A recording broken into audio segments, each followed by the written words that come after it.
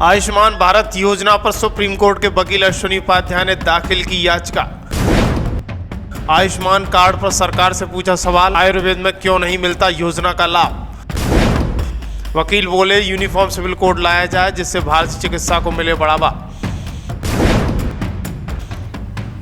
इन दिनों आम जनमानस के भले के लिए सुप्रीम कोर्ट के वकील अश्विनी उपाध्याय जगह जगह बिना किसी अपने फायदे के काम करते हुए दिखाई दे रहे हैं। वैसे अक्सर करके कई सारे मुद्दों पर वो बेबाक राय देते हैं। हाल ही में उन्होंने झारखंड की स्थिति को देखते हुए सरकार को जमकर खरी खोटी सुनाई और भारत में बढ़ते हुए घुसपैठ पर जमकर विपक्षी नेताओं के मुंह पर ताला लगा दिया।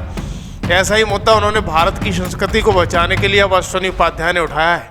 उन्होंने सरकार से कोर्ट के माध्यम से सवाल उठाए हैं। उन्होंने कहा है कि आयुष्मान योजना के अंतर्गत योग, नेचुरोपैथी और आयुर्वेद से इलाज क्यों नहीं हो रहा है। आयुष्मान भारत की सबसे बड़ी हेल्थ केयर योजना है, लेकिन ये केवल एलोपैथी हॉस्पिटल पर ही लागू होती है।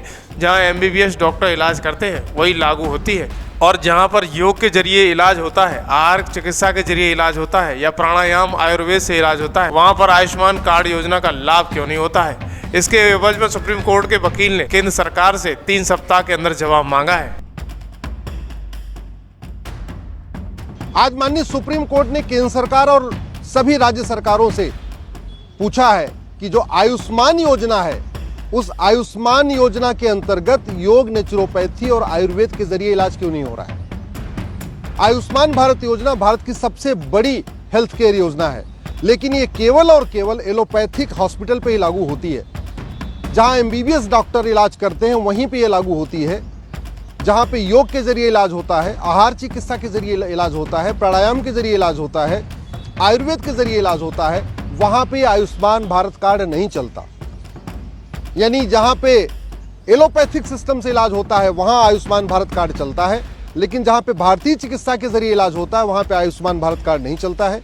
इसीलिए मैंने पीआईएल फाइल किया था और अब माननीय सुप्रीम कोर्ट ने केंद्र सरकार और राज्य सरकारों को 3 सप्ताह का समय दिया है। 3 सप्ताह में सबको जवाब देना है। हमारा ये कहना है कि जो हमारा योग चिकित्सा है, जो हमारी प्राकृतिक चिकित्सा है, आयुर्वेदिक चिकित्सा है, ये प्रिवेंशन पे काम करती है। हम सब लोग कहते हैं prevention is better than cure. तो कायदे से आयुष्मान भारत योजना को सबसे पहले प्राइमरी जो ट्रीटमेंट उसको मिलना चाहिए, आयुष के जरिए मिलना चाहिए। अगर जिसका आयुष के जरिए इलाज नहीं हो पा रहा, योग, आयुर्वेद, नेचुरोपैथी, आहार चिकित्सा से इलाज नहीं हो पा रहा है, ठीक है, वो अपना एलोपैथी में इलाज कराए। लेकिन अभी ठीक उल्टा हो रहा है। नाम है आयुष्मान भारत योजना और आयुष उसके अंतर्गत है ही नहीं। नाम है उसका आयुष्मान भारत कार्ड, लेकिन आयुष के जरिए उस पर इलाज नहीं करा सकते, केवल और केवल एलोपैथी से इलाज करा सकते हैं। एक और भी मेरी आज पीआईएल लगी थी कि देश के सभी स्कूलों में योग मित्र अपॉइंट किए जाए। राइट टू एजुकेशन एक्ट का सेक्शन 29 कहता है कि जो प्राइमरी एजुकेशन सिस्टम इस तरीके से डिजाइन होना चाहिए कि बच्चों का सर्वांगीण विकास हो, उनका शारीरिक विकास हो, उनका मानसिक विकास हो, उनको कोई चिंता न हो, उनका सर्वांगीण विकास हो। और सर्वांगीण विकास तभी हो सकता है जब प्राइमरी में योग अनिवार्य हो, सभी स्कूलों में कि योग मित्र हो, बच्चों को योग सिखाया जाए, बच्चों को आहार के बारे में बताया जाए, क्या खाना है क्या नहीं खाना है ये बचपन में सिखा दिया जाए, किस तरीके से शरीर और मन को स्वस्थ रखते हैं इसको बचपन में सिखा दिया जाए। तो वो तभी हो सकता है जब एक सब्जेक्ट हो हेल्थ एंड योगा साइंस और प्रत्येक स्कूल में एक योग मित्र हो। लेकिन माननीय सुप्रीम कोर्ट का कहना था कि योग मित्र अपॉइंट करना है कि नहीं करना है ये सरकार की ड्यूटी है, ये पॉलिसी मैटर है। तो इसलिए मैंने अपनी पिटीशन विड्रॉ ले लिया है और माननीय सुप्रीम कोर्ट ने हमें परमिशन दिया है कि हम अपनी जो पिटीशन है इसकी कॉपी सभी राज्य सरकारों को भी दे दें, केंद्र सरकार को भी दे दें। और मैं आशा करता हूँ कि आने वाले टाइम में बच्चों के सर्वांगीण विकास को ध्यान में रखते हुए केंद्र सरकार और राज्य सरकारें प्रत्येक विद्यालय में जैसे शिक्षा मित्र अपॉइंट किया था इससे योग मित्र अपॉइंट करेंगे। तीसरी जो सबसे इंपॉर्टेंट है कि अब समय आ चुका है कि भारत में एक यूनिफॉर्म हेल्थ केयर कोड लागू किया जाए और जो ये हेल्थ केयर सिस्टम है इसको इंटीग्रेटेड बनाया जाए। आज की डेट में जो इंजीनियरिंग का कोर्स होता है 4 साल का, उसमें फर्स्ट ईयर कॉमन होता है। जो आपका लॉ का कोर्स होता है उसमें फर्स्ट ईयर कॉमन होता है। एमबीए का जो कोर्स होता है उसमें फर्स्ट ईयर कॉमन होता है। लेकिन जो मेडिकल का कोर्स है एमबीबीएस, बीएचएमएस, बीएमएस, इसमें फर्स्ट ईयर कॉमन नहीं है। कायदे से जो फर्स्ट ईयर है वो कॉमन होना चाहिए और फर्स्ट ईयर में केवल भारतीय चिकित्सा के बारे में पढ़ाना चाहिए। जो 3 दोष होते हैं उनके बारे में बताएं, शरीर कैसे काम करता है उनके बारे में बताएं। फर्स्ट ईयर में महर्षि धन्वंतरी को पढ़ाना चाहिए, महर्षि चरक का जो महर्षि चरक ने लिखा है उसको बताना चाहिए। फर्स्ट ईयर में चाहे वो आगे चल के एलोपैथिक डॉक्टर बनना है या आयुर्वेदिक डॉक्टर बनना है, लेकिन फर्स्ट ईयर में सभी छात्रों को महर्षि चरक, महर्षि सुश्रुत, महर्षि सारंगधर, महर्षि माधवकर, महर्षि वाग्भट, महर्षि भावप्रकाश, महर्षि धन्वंतरी, इनके बारे में पढ़ाया जाए। जो उनका रिसर्च है, जो उनकी किताबें, उनको पढ़ाना चाहिए, जिससे फर्स्ट ईयर में भारत के सभी जो भावी डॉक्टर हैं, जो डॉक्टर बनने वाले हैं, उनको बेसिक नॉलेज हो जाए, उनको प्रिवेंशन की नॉलेज हो जाए। हमारी जो भारतीय चिकित्सा व्यवस्था है, चाहे वो योग विज्ञान है, चाहे आहार विज्ञान है, चाहे वो नेचुरोपैथी है, ये प्रिवेंशन के ऊपर काम करता है। ये अगर आप एक बीमारी का इलाज कराते हैं तो 5 बीमारियां और ठीक हो जाती हैं। तो ज़रूरी ये है कि प्राइमरी का जो अपना मेडिकल का कोर्स है उसका फर्स्ट ईयर सबके लिए कॉमन हो। और इसी तरीके से मेरा ये भी मानना है, सरकार से मेरा रिक्वेस्ट है कि कम से कम भारत में जितने एम्स हैं, उस एम्स का नाम आप भारत के ऋषियों महर्षियों पे रखिए जो हमारे बड़े डॉक्टर हुआ करते थे।